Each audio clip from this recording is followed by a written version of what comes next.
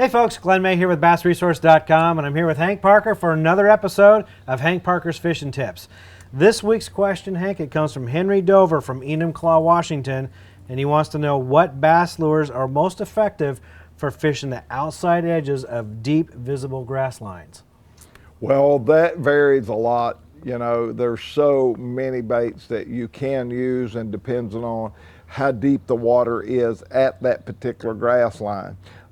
If it's calm and there's not a lot of wind, you know, a sinking worm works incredible. Just really, really, really good. If the water's clear and the fish are a lot more aggressive and you can't get them to take that sinking worm, a jig. A jig's one of my favorite of all. Pitch that jig right at the edge of the grass line, and it depends on how fast that fish want that bait as to what size jig you use, you know.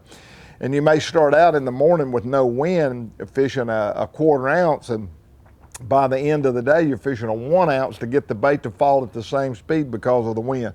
So paying attention to the details and letting the fish kind of dictate. You know, if you start getting a lot of follow-ups or strikes, you may want to change up a little bit and go to a little heavier bait or a little lighter bait, depending on your conditions. But I think a jig, a plastic worm, a worm with no weight, all of those are probably the most effective ways to fish those sharp weed line edges, and all that depends on water depth. And I have used jerk baits. I've gone down and paralleled them and been very effective using jerk baits. So there are a lot of good baits that work, but my first choice would be a jig. Second choice would probably be a weightless worm, and then maybe a weighted worm, and then a jerk bait. So all those work. Just depends on what the fish want, and they'll kind of tell you that if you use a variety, give them an opportunity to tell you.